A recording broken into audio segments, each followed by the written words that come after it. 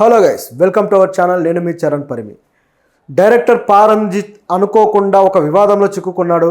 So ఈరోజు ఆయన cinema release అయింది. తంగలాన్ మంచి రెస్పాన్స్ అయితే తీసుకుంది. కానీ ఆయన మాత్రం తన ప్రమోషన్స్లో సినిమా సంబంధించిన ప్రమోషన్స్ చేస్తూ అనుకోకుండా కొన్ని వ్యాఖ్యలు చేశాడు. అంటే ఆయన అనుకునే చేశాడు కానీ అవి కాస్త వివాదాస్పదంగా మారాయి. సో అవి అట్లా వివాదం అవుతాయని ఆయన కూడా ఎక్స్పెక్ట్ చేసి ఉండడు. సో అందులో 2-3 రకాల అంశాలు ఉన్నాయన్నమాట. ఒకటి వచ్చేసి రిజర్వేషన్. గత కొద్ది రోజుల క్రితం సుప్రీంకోర్టు రిజర్వేషన్కి సంబంధించిన ఆ తీర్పును వెలువడించింది కదా. సో అంటే ఏదైతే ఎస్సీ రిజర్వేషన్ వర్గీకరణ ఉందో ఈ వర్గీకరణని చేసి తీరాలి. ఏబిసిడి వర్గీకరణ చేస్తే ఎస్సీలో కింది వర్గాలకు కూడా ఎవరైతే సరైన ఆర్థిక స్వావలంబన అలాగే సామాజికంగా సరైన స్థాయి అందుకోలేక రాజకీయంగా కూడా కునారిల్లిపోతున్నారో ఈ వర్గాలకి తగినంత రిజర్వేషన్ కరెక్ట్గా చేరాలి అంటే వాళ్ళకు పర్సంటేజ్ని బట్టి జనాభాని బట్టి ఇవ్వాల్సి ఉందని చెప్పేసి సుప్రీంకోర్టు కూడా తీర్పు చెప్పింది.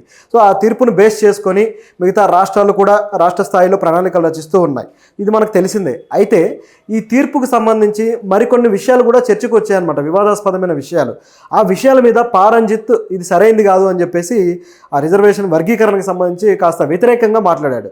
అది కాస్త వివాదాస్పదమైంది. సో ఆయన ఏమన్నాడంటే ఈ రిజర్వేషన్ వర్గీకరణ ఏదైతే ఉందో దీంట్లో ప్రభుత్వం ఆ కమిటీ 7 జడ్జిలు ధర్మాసనం ఉంది కదా, ఆ ధర్మాసనంలో కొంతమంది జడ్జిలు కొన్ని ప్రతిపాదనలు చేశారు.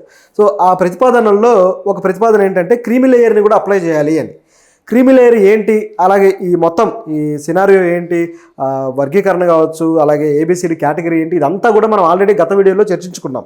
కావాలంటే మీరు ఆ వీడియోలు చూడొచ్చు. అయితే ఇక్కడ ఇక డీటెయిల్స్లోకి వెళ్లకుండా ఈ క్రీమీ లేయర్ ఏంటనేది సింపుల్గా మనం చెప్పేసుకుందాం. క్రీమీ లేయర్ అంటే ఏమీ లేదు, ఆర్థికంగా అంటే ఒక వర్గాల్లో ఆర్థికంగా ఇంకా ఉన్నత స్థితిలోకి ఎవరైతే చేరుకుంటారో వాళ్ళని తప్పించి కింది వర్గాలు కాస్త బలహీనంగా ఉండే వర్గాలకు ఇవ్వడాన్నే క్రీమీ లేయర్ అంటారు. అంటే ఒకే వర్గంలో అయినా సరే. సో ఎస్సీల్లో ఎవరైతే ఆర్థికంగా బలపడి ఉన్నారో వాళ్ళని ఇక ఈ రిజర్వేషన్ కేటగిరీకి అప్లై చేయకుండా, వాళ్ళు దాంట్లో ఆ పరిధిలోకి రాకుండా ఎవరైతే బలహీనంగా ఉన్నారో వీళ్ళని మాత్రమే ఆ పరిధిలోకి తీసుకోవాలి.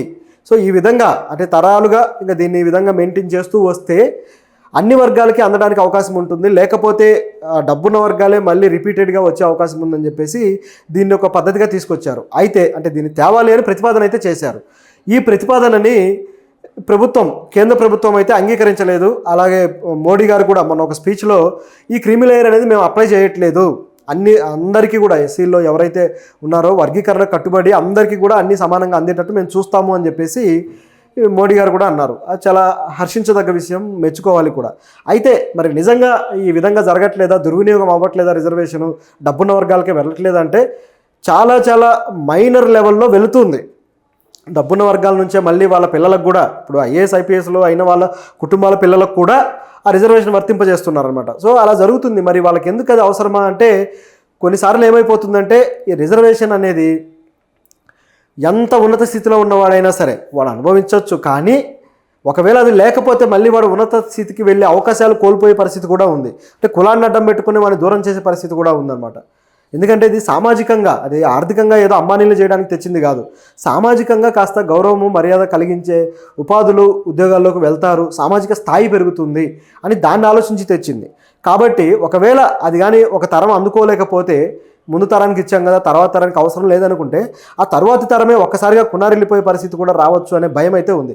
సో దీన్ని బేస్ చేసుకునే పారంజిత్ ఏమన్నాడంటే ఈ క్రీమీ లేయర్ అప్లై చేయకూడదు, సో ఇట్లా ఉన్నత వర్గాలకి ఇవ్వకుండా ఎగ్గొట్టడం అనేది కూడా సరైంది కాదు. ఎందుకంటే వాళ్ళు ఒకవేళ ఆర్థికంగా వాళ్ళు ఈరోజు బాగుండొచ్చు, వాళ్ళ పిల్లల తరానికి వచ్చేసరికి వాళ్ళకి అది అందుకోలేకపోతే, వాళ్ళకి అక్కర్లేదు అనుకుంటే వాళ్ళు సామాజికంగా వివక్షకు గురైతే అప్పుడు ఎవరో చదువుకుంటారు అనే ప్రశ్న అయితే ఇక్కడ వచ్చిందనమాట. సో పారంజిత్ ఆ విధంగా క్రీమీ లేయర్ని వ్యతిరేకించాడు. అది ఆ వ్యతిరేకత కూడా అన్ని వర్గాలు దీన్ని వ్యతిరేకించట్లేదు, కొందరు వ్యతిరేకిస్తున్నారు, కొందరేమో ఉంటే బాగుంటుంది అంటున్నారు. సో దీంట్లో రకరకాల భిన్నాభిప్రాయాలు ఉన్నాయి. ఏది మంచి అనేది ప్రాక్టికల్గా అప్లై అవుతాయి కానీ తెలీదు. ఎందుకంటే దీన్ని పూర్తి స్థాయిలో వ్యతిరేకించాల్సిన పని లేదు. ఎందుకంటే దళితుల్లో కూడా కాస్త డబ్బున్న వర్గాలు డబ్బులు లేని వర్గాలని కాస్త తక్కువగా చూడడం అనేది చాలా చోట్ల కనపడుతూ వస్తుంది. సో దీన్ని కూడా ఖండించాల్సిన పరిస్థితి ఉంది. ఇక రాజకీయాల్లో అయితే క్రీమీ లేయర్ అప్లై చేస్తే రాజకీయంగా ఏవైతే ఎంపీ పదవులు లేకపోతే ఎమ్మెల్యే సీట్లు ఉన్నాయో ఇవి కేవలం రిజర్వేషన్ ఉన్న కేటగిరీలోనే రిజర్వ్డ్ పీపుల్కి ఇస్తున్నారు. లేదు మేము జనరల్గా కూడా పోటీ చేస్తామని ముందుకు వస్తే వాళ్ళకి ఆ సీట్లు దక్కట్లేదు. సో ఇలాంటి పొజిషన్లో మీరు సవాల్ చేయొచ్చు కదా, రిజర్వేషన్ వదులుకోవచ్చు కదా అని చాలామంది మాట్లాడుతూ కూడా ఉంటారు. మీకు అంత టాలెంట్ ఉంటే వదిలేయచ్చు కదా అని. వదిలేయడానికి రెడీగానే ఉన్నారు చాలామంది, కానీ వదిలేసినా సరే హక్కును సమానంగా పంచడానికి మీరు రెడీగా ఉన్నారా అనే ప్రశ్న అయితే ఈ రాజకీయ వ్యవస్థలో, ఈ సోషల్ వ్యవస్థలో బయలుదేరింది. సో దానివల్ల ఇప్పుడు ఎప్పుడైతే క్రిమిలేయర్ అప్లై చేసి బాగా డబ్బున్న వ్యక్తికి ఈ రాజకీయాల్లో అది కానీ కట్ చేస్తే రిజర్వేషన్ అనేది, ఇక ఆ వ్యక్తి డబ్బు ఉంది కదా అని చెప్పి పోయి జనరల్ సీట్లో పోటీ చేస్తానని టికెట్ అడిగితే ఆ ప్రభుత్వాలు ఇస్తాయా, ఆ పార్టీలు అధిష్టానాలు ఓకే ఇతనికి ఇద్దామని చెప్పి ఇస్తాయా అనే ప్రశ్న అయితే ఉంది. అంటే ఎంత డబ్బున్నా సరే ఒక దళితుడిని, ఇంకా ఒక దళిత్ కేటగిరీ కాన్స్టిట్యున్సీలో మాత్రమే పోటీ చేయి, నువ్వు అక్కడ మాత్రమే పరిమితం, సామాన్య ఒక జనరల్ దాంట్లోకి మాత్రం నిన్ను ఎలో చేయమనే పరిస్థితి అయితే ఇప్పటికీ ఉంది. కాబట్టి డబ్బు మెయిన్ క్రైటీరియా కాకుండా పోయిందనమాట ఇక్కడ. సో ఇలాంటి సమస్యలు చాలానే ఉన్నాయి, ఇక చర్చిస్తే చాలా ఉంటుంది. ఇదొక పద్ధతి అయితే, మరొక విషయంలో కూడా ఇలాంటి విమర్శ ఒకటి వచ్చింది పారంజిత్ మీద. అదేంటంటే టీ గ్లాసులు, ప్లాస్టిక్ గ్లాసులు, ఈ మధ్య డిస్పోజబుల్ గ్లాసులు బాగా గత 15 ఏళ్ళు 20 ఏళ్ళుగా కూడా అవి బాగా ట్రెండింగ్లోకి వచ్చాయి. ఈ గాజు గ్లాసుల్లో లేకపోతే స్టీల్ గ్లాసుల్లో పాత తరంలో ఆ టీ కాఫీలు తాగుతూ ఉండేవాళ్ళు కదా, ఇప్పుడు అది తగ్గిపోయింది.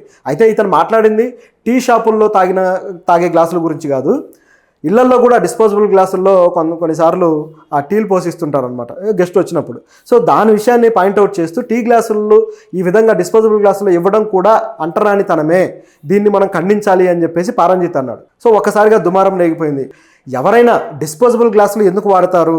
సో జనాభా ఎక్కువ ఉన్నప్పుడో, లేకపోతే కొద్దిగా సేఫ్టీ కోసమో, లేకపోతే ఎందుకంటే కొన్నిసార్లు అంటువ్యాధులు కూడా వచ్చే అవకాశం ఉంటుంది కాబట్టి, అంటే ఒకరు వాడిన గ్లాసును ఎంత కడిగి ఉపయోగించినా కొన్నిసార్లు ఆ నీట్నెస్ అనేది ప్రయారిటీ ఉంటుంది కాబట్టి దీన్ని వాడుతుంటారు అని చెప్పేసి సోషల్ మీడియాలో ఇంకా లేని కులాన్ని, ఇంకా లేని అంటరానితనాన్ని మీరు కావాలని చెప్పి ప్రొజెక్ట్ చేస్తున్నారు, ఎక్కడ ఉన్న అంటరానితనం అని చెప్పేసి సోషల్ మీడియాలో కూడా పోస్టులు పెట్టడం మొదలెట్టారు. అంటే ఈయన మాట్లాడిన దాని కాంటెక్స్ట్ వేరు. ఇంటికి వచ్చిన గెస్ట్కి డిస్పోజబుల్ గ్లాసులో ఇవ్వాల్సిన అవసరం ఏమొస్తుంది అనేది ఒక ప్రశ్న. నిజానికి ఇంట్లో గ్లాసులు ఉంటాయి, ఇవ్వచ్చు, కానీ ఇవ్వరు. ఇప్పుడు మా ఊర్లో ఒక ఫ్రెండ్ పాన్ షాప్ దగ్గర నిలబడితే అక్కడ తాగే ఒక bottle, water bottle, plastic bottle, అది కూడా. సో ఆ ప్లాస్టిక్ బాటిల్లో ఒక గిరిజనుడు, సో ఒక బంజారా వ్యక్తి, ఆయన వచ్చి ఆ వాటర్ బాటిల్, ఆ ప్లాస్టిక్ బాటిల్లో తాగితే ఆ షాపు ఓనరే క్వశ్చన్ చేశాడనమాట, మీకోసం వేరే బాటిల్ ఉంది, నువ్వు అది తాగొచ్చు కదా, దీంట్లో ఎందుకు తీసుకున్నావని. దీంట్లో తాగితే తప్పే ఉంది, ప్లాస్టిక్ బాటిలే కదా అన్నాడు. స్టీల్ది గత రోజుల్లో ఉండేది, ఇప్పుడు ప్లాస్టిక్ దాని మీద కూడా ఈ క్వశ్చన్ వచ్చింది. అంటే అతను ఇక లేదు, ఇది మా కోసం పెట్టుకుంది అన్నాడు. సో ఒకసారిగా ఆయనకు మైండ్ బ్లాక్ అయిపోయింది. నీ బాటిల్ వద్దు, నీ వాటర్ వద్దు, నాకు వేరే బాటిల్ కొత్తది ఇవ్వని చెప్పేసి ఆయన డబ్బులు ఇచ్చి బాటిల్ కొనుక్కున్నాడు, కిన్నే వాటర్ బాటిల్. అలా తాగాడు. సో ఇదంతా మా ఫ్రెండ్ దగ్గరుండి చూశాడు, ఏంటి వీళ్ళ పరిస్థితి ఉందని చెప్పేసి వాళ్ళు ఒక ఐ కాంటాక్ట్లో ఈ విషయాన్ని అంతా తర్జుమా చేసుకొని ఒక డిసప్పాయింట్మెంట్లో బయటకు వచ్చారు. ఇది ఈ మధ్య కాలంలో జరిగిన సంఘటనే. ఇటువంటివి అనేకం ఉన్నాయి. ఒక పాన్ డబ్బాలో, అంటే బయట పెట్టుకున్న చిన్న పాన్ డబ్బాలోనే ఇంత జరిగితే, లక్షలు కట్టుకున్న ఒక ఇంట్లో ఆ ఇంటికి వెళ్ళిన అతిథులకు ఎలాంటి ట్రీట్మెంట్ ఉంటుంది? నిజం మాట్లాడుకుంటే కొన్నిసార్లు ఈ ఎలక్షన్స్ సంబంధించిన క్యాంపెయినింగ్లో కూడా, ముఖ్యంగా మనం ఉత్తర భారతదేశంలో బాగా చూస్తూ ఉంటాం. ఉత్తర భారతదేశంలో ఉన్న కొంతమంది లీడర్స్ కూడా మేము దళితుల ఇంటికి వెళ్ళి భోజనం చేస్తామని చెప్పేసి ప్రెస్ మీట్లు పెట్టి రావడం జరుగుతుంటుంది. దళితుడి ఇంటికి వచ్చి భోజనం చేయడం అనేది ఒక ప్రెస్ మీట్లో చెప్పాల్సినంత పెద్ద ఇష్యూనా? అదే నీ కులానికి సంబంధించిన వాడో, లేకపోతే వేరే నీ స్థాయికి సంబంధించిన కులానికి సంబంధించిన వాడో వాడి ఇంటికి వెళ్ళాలంటే చెప్తావు అదేవిధంగా, నేను పలానా కులం వాళ్ళ ఇంటికి వెళ్తున్నాను అని. దళితుల ఇళ్లకో లేకపోతే గిరిజనుల ఇళ్లకో వెళ్ళేటప్పుడు మాత్రం ఇది చెప్పాల్సి వస్తుంది, ఒక అనౌన్స్మెంట్గా మారుతుంది. అంటే ఎందుకు అంటే ఇంకా అది అనౌన్స్మెంట్ ఇచ్చి పోయేంత ఒక చారిటీ ప్రోగ్రామ్ లెవెల్లోనే ఉంది, ఇంకా వాళ్ళు ఒక సామాన్య జనాలతోటి సమానం కాలేదు అని అర్థం. అది ఇక్కడ ఉన్న పరిస్థితి. చాలామంది నాయకులు వస్తుంటారు, అక్కడ కూర్చొని వాళ్ళతో భోజనాలు చేయడం ఇవన్నీ చేస్తుంటారు.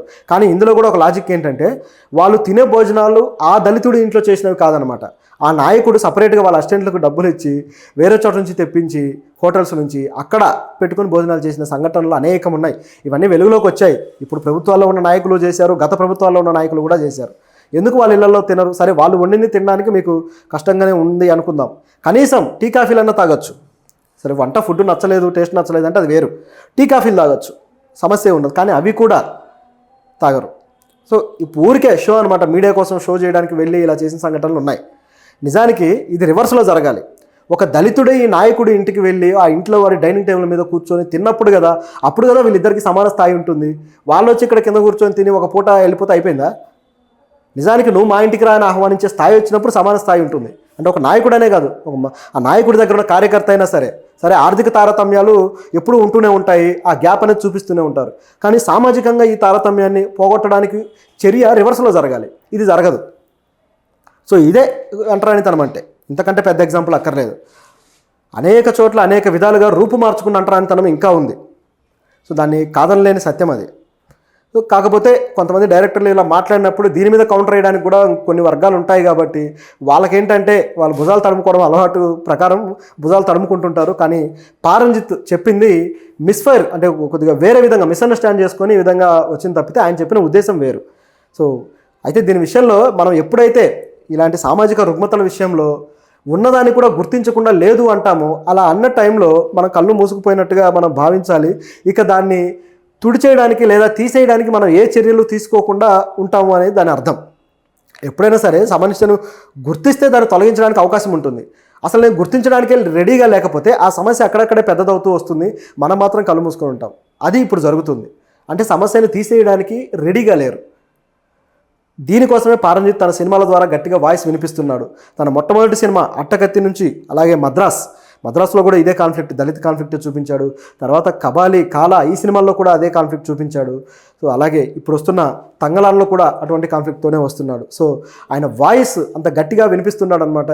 సో దీని మీద ఈ పారంజిత్ అయితే మెచ్చుకోక తప్పదు. ఈ సినిమా మంచి సక్సెస్ సాధించాలని, ఆయన ఐడియాలజీని మరికొంతమందికి మార్పు తీసుకురావడం కోసమైనా దాన్ని ఇలాగే ముందుకు తీసుకెళ్లాలని కోరుకుందాం. ఆయన ఇన్స్పైర్ అయ్యి మరికొంతమంది డైరెక్టర్లు, తమిళ్లో ఎలాగో వస్తుంటారు వెట్రిమారన్ లాంటి వాళ్ళు, అలాగే పారంజిత్ లాంటి వాళ్ళు, కానీ తెలుగులో, తమిళ్లో అయితే ఇంకా అనేక మంది ఉన్నారు. వీళ్ళిద్దరనే కాదు, చాలామంది డైరెక్టర్లు అలాంటి ప్రయత్నాలు చేస్తున్నారు. కానీ తెలుగులో అటువంటి డైరెక్టర్లు అంత డేరింగ్తో, అంత డాషింగ్గా, అంత ముందుకొచ్చి ఇలాంటి సమస్యలు చెప్పే వాళ్ళు తక్కువైపోయారు. ఈ మధ్య కొంతమంది డైరెక్టర్లు వచ్చారు, బాగా తీస్తున్నారు. సో మెయిన్ స్ట్రీమ్లో ఇలాంటి వాయిస్ అనేది అవసరం. సో చూద్దాం.